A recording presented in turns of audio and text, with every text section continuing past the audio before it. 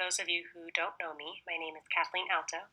I have a PhD in counseling psychology from the University of Akron, and I graduated in 2019, just started here at Neon a little over a month ago, and I work with Dr. Staniff in behavioral health.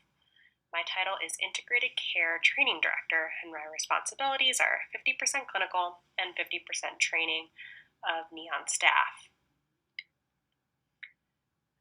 My goal is to help Neon continue to provide quality healthcare to our community by increasing awareness of and access to behavioral health services and supporting and collaborating partnerships across departments.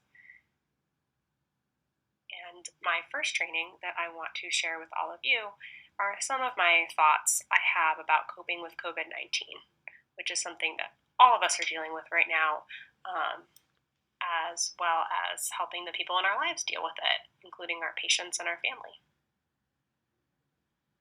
So I want to start with talking about what my goals of the presentation are. I want us to understand the difference between stress and burnout and how to recognize both.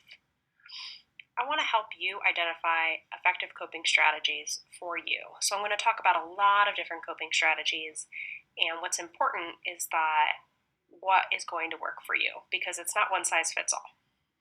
And I also want to talk about how to support other people in coping with COVID-19, because I think that's something that many of us care about. So it's not just you. Everyone's feeling pretty stressed right now. The American Psychological Association actually polls people about their stress every year. This year they tweaked it a little bit just to understand what was going on with COVID-19.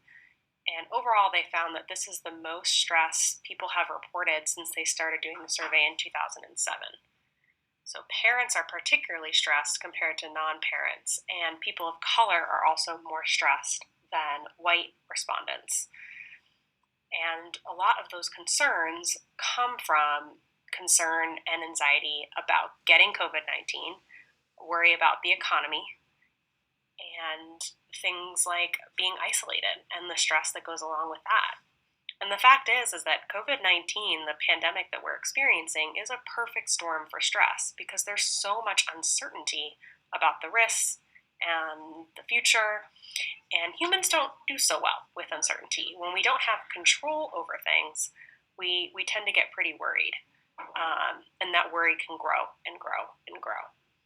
And although we don't have any data on it from this survey, I have a pretty good suspicion that healthcare providers are also experiencing really heightened stress during this time. In addition to living in the uncertainty of a pandemic and all that comes with that, we're frontline workers. You're probably dealing with new policies and procedures at work. You're worried about you getting COVID-19. You're worried about your coworkers, your patients, your family, worried about bringing it home, worried you're not doing enough. There's a lot of specific worries that go along with being a caregiver right now and working on the front lines, even if you aren't working with COVID-19 positive patients. So what is stress? What do I mean when I say that we're stressed? So stress occurs when the expectations of our environment, like our job, our responsibilities, our tasks, exceeds our abilities. We can't keep up no matter how hard we try. We feel overwhelmed, anxious, and tired when we are stressed. Stress can often look pretty frenzied in the beginning, too. We're trying to keep up, we're running to keep up with everything that we're trying to do, which is exhausting. And we feel a lot of urgency about that. Like, I have all these things I need to get done. Over an extended period of time, our body cannot maintain that level of stress. And so it turns into something different, which we usually call burnout. When you're burnt out, you feel like giving up on the things that you care about. You used to care about something, and now you feel more numb or disengaged. It's hard to feel like you enjoy your work, even if it's something that you used to enjoy. When not addressed, both stress and burnout contribute to higher rates of depression, anxiety, and substance use, and they can make chronic health conditions like diabetes or hypertension worse. And not the best news for us, many healthcare providers are at extra risk for developing something we call compassion fatigue, which is a specific type of burnout. It's when it's hard to feel compassion anymore for your patients because you've been doing it for so long, you can't keep it up. It's so emotionally tolling that you start feeling like you can't pull up those feelings that you used to have of caring towards our patients. And that's one of the reasons why it's so important that we take care of ourselves. It's so that we can take care of our patients. And we can't do that when we're experiencing burnout and compassion fatigue. So we've all dealt with stress in our lives. Most of us have been through some stressful things at one time or another. But a pandemic is different. It's unique.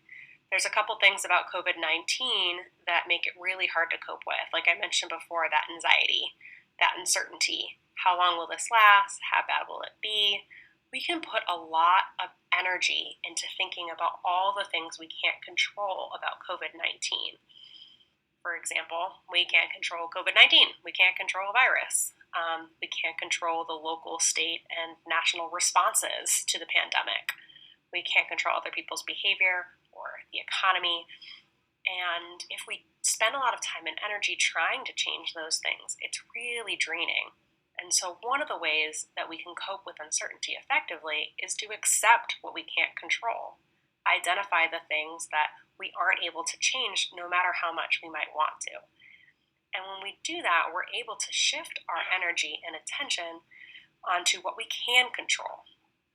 So we always have control over what we say and what we do. And when it comes to COVID-19, there are a lot of things we have control over to protect ourselves and the people around us. We can wash our hands, we can follow social distancing practices and guidelines, we can wear a mask at work, and we can wear a mask when advised in public spaces. So try to shift your attention to what you do have control over, and notice when you're struggling to accept what you cannot control, which is perfectly normal. So ultimately, when we get stuck on something we can't change, it's like being in a pitch black cave. You're trying to see the whole cave at once with your teeny tiny flashlight. You can't see the whole cave at once with your small flashlight, but you keep trying, shining it here and there, and it's exhausting and it's not working, and it doesn't matter how much you shine that flashlight, you're not going to see the whole cave at once. And that's what it's like when you are trying to control everything that you can't control.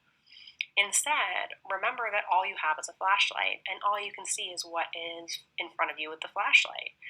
And when you're able to focus on that, you'll be able to accomplish a lot more. Another way of coping with uncertainty is to focus on values. Every individual, every organization has different values, and we use those values to guide our decisions. Especially when we're faced with uncertainty, stress, and difficult situations, we rely on those values more and more to make difficult choices. So, for example, a lot of us are making decisions about what to do when things open up, restaurants and other social situations. And that's when our values come in. So if we value safety more than anything else, we probably won't go and engage in these activities. But if you're someone who values having fun and being playful at a high amount, those decisions become a little bit more difficult. And so during COVID-19, I think it's really important that we all reflect on what our values are. And what we can use to guide ourselves when we're faced with tough choices. And I really like this graphic for self-reflection because it's a good question to be asking right now. Who do I want to be during COVID-19? I really think this is something that 10, 20 years down the line we're going to talk about. What were you doing during the pandemic? What do you want people to say about you? What do you want to be remembered for? Although it's perfectly understandable that a lot of us have been operating from a place of fear related to this pandemic, I think that it's important to try to push through that and try to find opportunities for growth, no matter how hard or how difficult that sounds, because that's the kind of people that we want to be.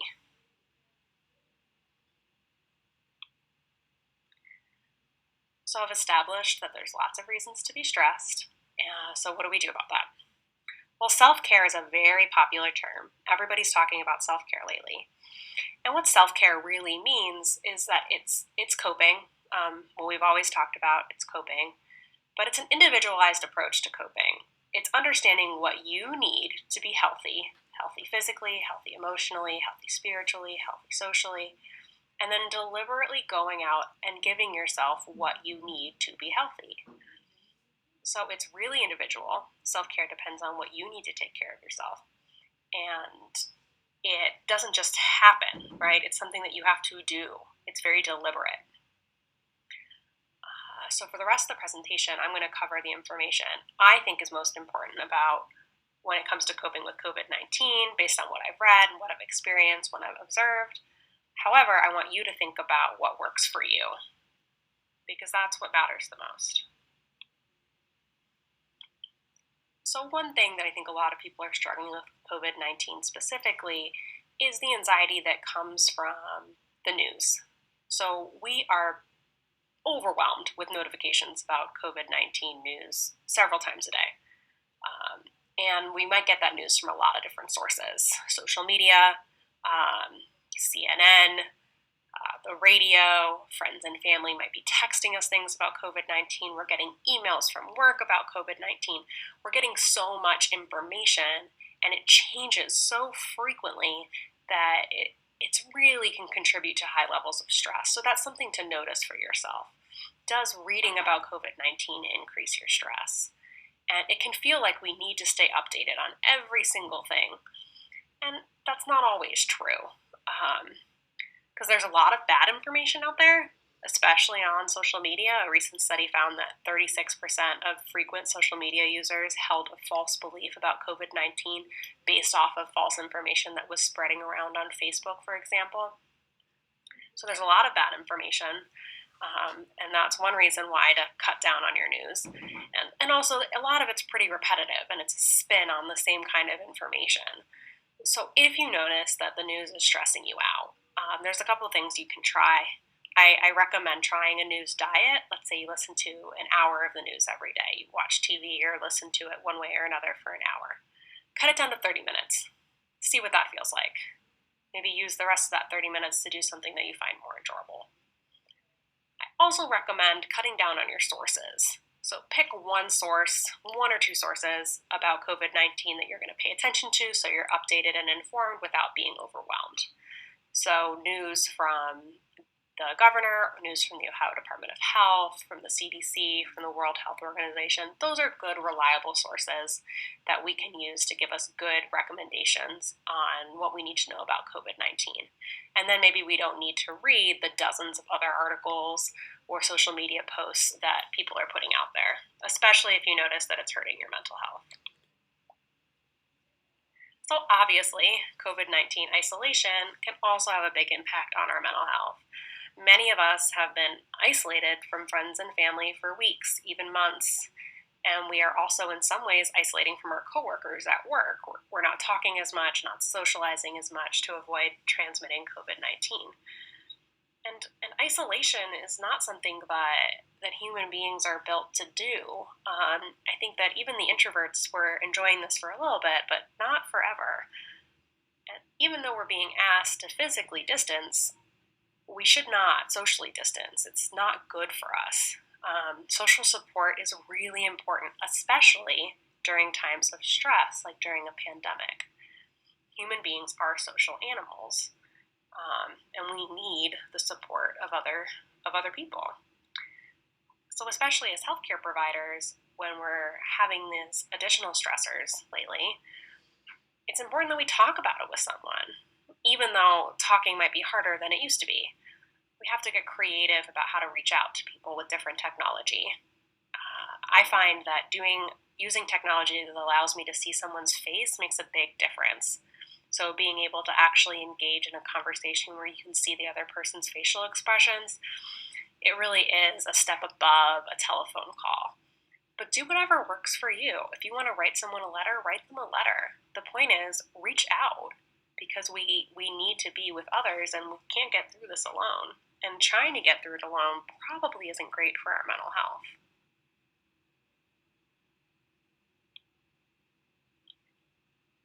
Sometimes stress means we can be really tough on ourselves or on other people. The more stressed we are, the more we snap, the more we get frustrated with ourselves, and a little compassion can go a really long way. So remember, and I've been telling myself this a lot lately, and I want to share it with you, this is a pandemic. You are a frontline provider during a pandemic. You are doing the best that you can. This is unprecedented. This is really hard.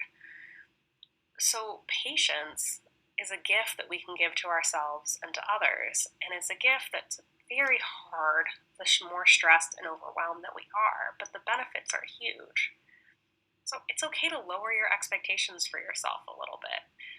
In fact, I think many of us have to lower our expectations right now because we're being asked to do so many different things at once. And it's human nature to judge, and sometimes we can rush to judgment when we're feeling upset and overwhelmed. But that judgment can hurt more than it helps. And I find that when we practice compassion for ourselves, it becomes easier to extend that compassion to other people. And it takes practice to treat yourself as you would treat a good friend. It takes practice to treat yourself with compassion. So the more you use it, it's like a muscle, the easier it gets. So I've been talking so much about coping. What does that even mean? I want to start with the fundamentals of coping. And what I mean by that is that this is not rocket science. What we need to cope with difficult situations with stress are the basics. You need sleep, you need exercise, you need food, you need water. And this is something that we know. We probably tell our patients this all the time, but it's not always something that we practice. And I like to think about what we say when we see a kid throwing a tantrum. We know that toddlers throw tantrums because they're tired and they're hungry. And we know that if we feed them and we let them nap, that they're going to feel better. But we forget that the same logic applies to adults too. If we are fed, and if we are well rested, and if we are moving our bodies and drinking water, we're going to feel better too. There's a couple other classic coping mechanisms that I like to advertise for people. And that is routine is good for you. The more you can have a routine, the better. The pandemic really messed with a lot of people's routines. So it can be really hard to get back to a routine right now, but it's really important for your mental health. And obviously we want to avoid coping with drugs and alcohol. Even when we feel stressed and overwhelmed, that might be something that we go to, and it's something that you want to be really careful of. Make time to unwind. Build 30 minutes into your day at the end of work or whenever a time is that you feel stressed, and give yourself that time to yourself, especially if you have a lot of people in your house and maybe you're struggling to find that alone time. And it's always a good idea to move your body and get outside, especially now that the weather has been so nice, although sometimes maybe a bit too hot. Get outside, move your body. It has great benefits for your mood. And it's hard to prioritize all of this. We all know that these things work, but it's hard to admit that we need it, that we need a break. And we can't give ourselves a break if we aren't paying attention to how we feel. Because the secret is that coping isn't hard. Coping is easy. What's hard is admitting that we need to cope, and it's hard to prioritize coping because we prioritize everything else. Our work, our family, our chores. And the problem is that if you don't take care of your mental health now, it may become a lot harder for you. So I want to talk a little bit about how stress impacts our sleep. Lots of people are struggling with insomnia right now. And getting a good night's sleep can be harder than it sounds. So I'm going to spend just a minute talking about sleep hygiene. Sleep hygiene is the idea that we can create the best possible environment for ourselves to sleep by just a few simple habits. And honestly, this could be a whole other presentation, but I'm going to boil it down to the basics right now. So what I do want you to do is I want you to get out and get in the sun. We already talked about this for mood, and it also helps with sleep. Going to bed and waking up at the same time every day can make a huge difference, as can a routine doing the same thing at nighttime, keeping your bedroom cool and dark. And one trick that not a lot of people know about is that if you've been awake for 30 minutes, you can get up and walk around and then come back and try to go to sleep if you're really struggling to fall asleep. Pay attention to your caffeine. I'm a coffee lover myself, and it's really easy to give into that afternoon coffee. But if you start paying attention, you'll probably notice that when you drink caffeine later in the day, you have a hard time falling asleep. Same thing goes for alcohol, heavy exercise, and big meals right before bedtime. Doesn't mean you can't do those things, but doing them right before sleep is probably making it harder for you to fall asleep. Screens are not great because they tell our brains to be awake. And we don't want our brains to be awake right before bedtime. So really try to avoid the phone and TV for about 30 minutes before you fall asleep. It's really tempting to watch the clock. And if you ever find yourself to be a chronic clock watcher, I recommend covering it so that you aren't looking at it constantly while you're trying to fall asleep. Instead, try to focus on distracting your mind with something else, something boring, which will help you fall asleep. So I've talked about how to cope with COVID-19 for us, and I want to talk about how to help kids cope, since many of us have kids in our lives that we are also trying to help them navigate this really difficult time. So kids absorb way more than we think they do. They're hearing us talk about COVID-19, they're hearing things on the news, they're hearing friends and family and caregivers talk about the germs. That's what my 3-year-old calls them. And we have to think about the messages that they're getting. And it's really important they hear things from us. Otherwise, they're going to start coming up with their own answers. So for young children, you can keep it simple. You can say lots of people are getting sick from germs right now. We can help keep everyone safe from germs by washing our hands, wearing masks when we're close to people, and staying at home more. And we have to remember that many children just had a huge change in their routine. They aren't going to school, the daycare, library, playgrounds. Change makes kids scared. Change makes them feel worried and afraid about the future. And kids who are worried, it can look a lot of different ways. They can act out, be clingy, they can shut down. We can't stop our kids from being scared. And right now, it's scary. It's scary that people are sick. It's scary that mommy and daddy might get sick. And it's important that we allow our kids to feel afraid, because that's normal. We can give them the space to feel that way, but we can also give them accurate information and provide comfort and reassurance that we're doing everything we can to help them keep safe. And the more routine and fun activities that you can do together with them, the better they'll be able to cope with any fears that do come up because of COVID-19. So how do we help patients? Patients are going through the same pandemic we are, and they are often coming to you because they are afraid. They might not say that, but it's often true. So I've been experiencing plenty of patients coming in with COVID-19 anxiety in one way or another, and it's important that we validate that this is a difficult time. We can say that this is hard. Oftentimes people just need to hear that. Be aware that COVID-19 is likely aggravating any existing mental health symptoms that people have and maybe making things worse. Try to avoid saying everything's going to be fine, because this can minimize the very real risk of COVID-19. And at the opposite end, avoid saying this is so bad, because people don't want to hear that. They want to hear a message of hope from a provider. And I think that we can do that while still being accurate about what the risks are. And I think how we do that is by doing some of the things I've already mentioned today, which is focus on what we can control. And I think it's really important to make sure we understand what our patients know about COVID-19, because there is so much bad information out there. And one of the things that we can do to help them is challenging any of those common myths they might believe. Some people believe that the sun will kill COVID-19, or that it's spread by 5G networks, that alcohol or Clorox can protect you from COVID-19, that you only have COVID-19 if you have a temperature and it's impossible to get it if you don't have a temperature, etc. So we really want to make sure that we're arming our patients with correct information about COVID-19 so they can do the things they need to do to protect themselves, like socially distance and wear a mask. And And I think we can do that without feeding into panic that people are experiencing. So here is some good news about living during a global pandemic that led to unprecedented actions by our government. By coping during COVID-19, you are building resilience.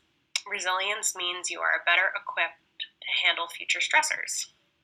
You can think of it as armor that protects you from whatever life has to throw at you. All the things we talked about today, knowing your values, reaching out when you need help, talking to people when you feel stressed, all of this builds resilience. And the better you get at self-care, meeting your physical needs, your social needs, etc., the better you will be able to cope with difficult things in the future.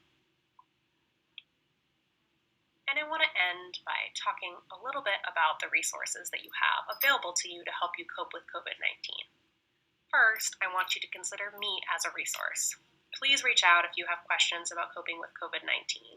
My extension is 1178. And I can talk to you about how to cope for you, your coworkers, your patients. How do we get through this? Because I really think this is something we're going to get through together. If you're feeling really overwhelmed about what's going on with COVID-19, you can also consider talking to a mental health provider about how you feel.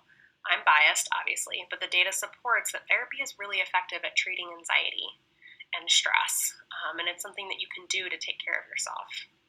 I also really like this app. It's called COVID Coach, something that we can recommend to our patients and we can also use ourselves.